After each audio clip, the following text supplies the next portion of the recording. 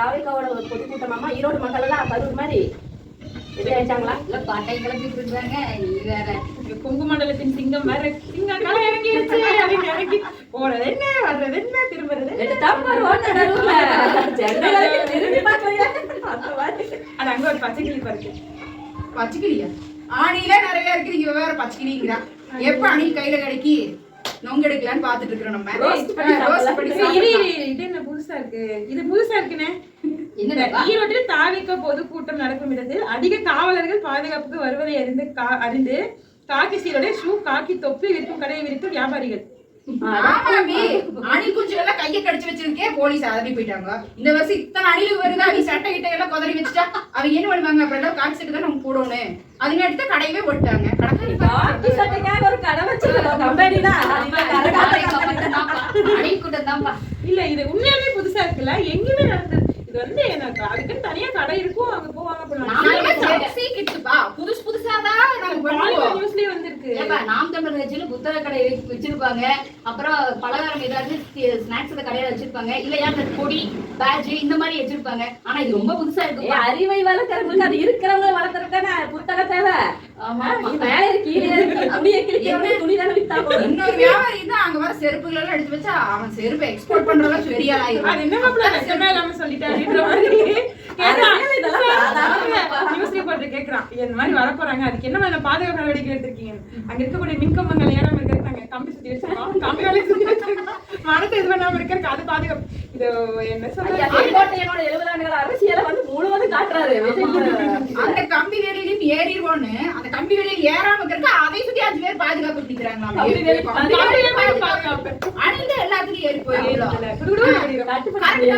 ஏறி ஒரு நாள் பேன் நான் ஒரு காட்டாரு எனக்கு இல்ல மாட்டாருன்னு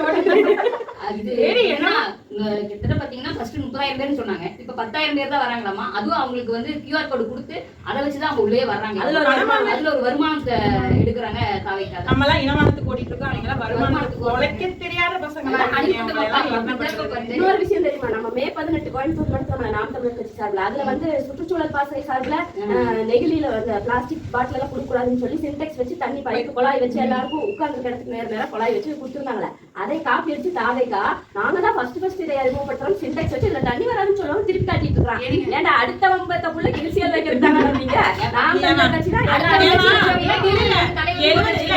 தான் இவங்க கட்சி ஆரம்பிச்சதுல இருந்து அதுக்கு பேர் வச்சது அதோட கொடி துண்டு எல்லாத்தையும் நம்மளோட நாம் தமிழர் கட்சியில திருடிட்டாங்க. அவங்களுக்கு சொந்தமான கொள்கை முதற்கொண்டு இறப்புக்கும் எல்லா உயிருக்கும் கருத்து தெரியாது. ஆனா அதை சொன்னது நாம் தமிழர் கட்சி. அதையும் திருடியாச்சு. என்ன கொள்கைனா தெரியாது, கோட்பாடுனா தெரியாது, அந்த துண்டுக்கான மதிப்பு தெரியாது, அந்த கொடிக்கான மதிப்பு தெரியாது.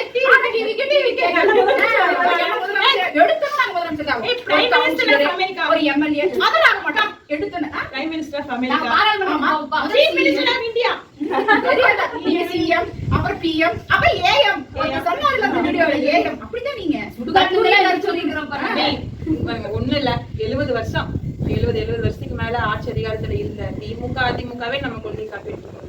இப்ப வந்து சின்ன பசங்க அடிச்சு போறாங்க. அடிக்கலாம் அபி, அதுக்கு ஒரு அளவில்லையா? ஏதோ ஒண்ணு அடிக்கலாம். அட்ட காப்பி ஆகாச காப்பி எடுக்கலாம் பண்ண போறாரு. அத அடிச்சு சாக போறாங்க. எத்தனை கழுவி ஊத்தினாலும் கைக்குள்ள நீ ரொம்ப தாங்குறடா. எதிரடிச்சா அப்படின்னு சொல்லி மனதைரியத்தை நம்ம பாராட்டணும்.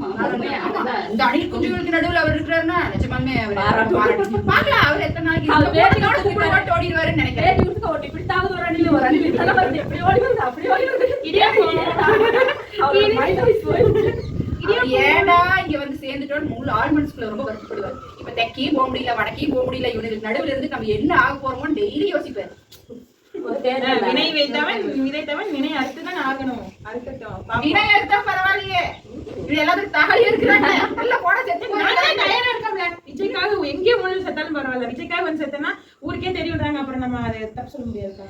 இப்போ ஒரு நாட்டுக்காக பாடுபட்டு ராணுவத்தை செத்தோம் அப்படின்னா ஒரு பெருமை. இல்ல இந்த குழந்தைகளை ஒரு குழந்தைகளை காப்பாற்றுறோம், 50 குழந்தைகளை காப்பாத்திட்டு செத்தா சரி பரவாயில்ல அப்படிங்கிறது ஒரு பெருமை. ஒரு நடிகனுக்காக செத்தவங்க என்ன பெருமை? அதை விட ஒரு கேவல பெண்ணிடத்துக்கு கிடையவே கிடையாது. நாங்க அப்படியே தியேட்டருக்குள்ளேயே தான் வாழ்ந்துட்டு இருக்கோம். நாங்க வெளியே தான் இருக்கோம்னு நினைக்கிறீங்க. ஆனா நாங்க என்ன ஃபர்ஸ்ட் ஷோல தான் இருக்கோம். ஏமா அவன் படம் நடிச்சு அவர் பணக்காரர் ஆயிட்டே போயிட்டு இருக்காருமா, நம்ம கீழே ஏழை ஆயிட்டே தான் இருக்கு. அந்த அம்மா சொல்லுது எனக்கு வேலை வேண்டாம், புள்ள குட்டி வேண்டாம், எதுவும் வேண்டாம், என் தலைவரை பார்த்தா போதும் அப்படிங்கிறது. ஒரு பையன் போன 10 நாள் 15 நாளைக்கு முன்னாடி ஒரு வருஷம் நான் விஜய் கல்யாணம் பண்ண போறேன், இதெல்லாம் கொடுமையா ரொம்ப இது போய் ஆபரேஷன் பண்ணிட்டு போறேன். என்ன பண்றது அபி? ஒரு தடவை மொட்டை மாடியில ஒரு வாரமா உட்கார்ந்துட்டு இருந்தேன்.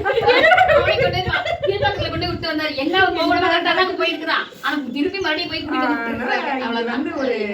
என்னமோ ஒவ்வொரு எலெக்ஷனா ஒவ்வொரு நட்கண்டுக்கு வந்துருதப்பா. ஆமா, நாட்டுக்கு நல்லது செய்ய வருது, நல்ல மக்கள் என்டர்டைன்மென்ட் பண்றதுக்கு வந்துடுறாங்க. இங்க அவன் கஷ்டப்பட்டு விடி உட்கார்ந்து மக்களை சந்திச்சு கொள்கை கோட்பாடு எடுத்து வச்சா அப்படியே அழகா வந்துட்டு இப்படி இப்படி டாட்டா காமிச்சிட்டு அப்படியே கார் ஏறி போயிடுறாங்க. ஏதோ சனி ஞாயிறு வந்துட்டு இருந்தாரு, பனையூர்லயே படுத்து தூங்கி வருவாரு. எங்க பாண்டிச்சேரியிலவே செருப்பாலே ஓட்டு அனுப்பியிருக்காங்க. அதனால அரசியல்லாம் நீ வச்சுக்க, எங்க வந்து என்ன பண்ணிட்டு வெறுத்து போடுவோம்னு அனுப்பியிருக்காரு. நீ பாண்டிச்சேரி பக்கம் தலை வச்சு படுக்க முடியாது. எதனா அப்படியே கேட்கலாம் மேய்க்கிறான் அப்படி இப்படி போனாதான் உண்டு. அடுத்து கேரளா அகில உலகம். அமெரிக்காப்பா. ஆமாவாப்பா. இந்தியா மோடிக்கே தெரியாது. நாங்க சட்டமன்றத்துல ஜெயிச்சுட்டு நாடாளுமன்றத்துல போய் பேசுவோம். அப்படி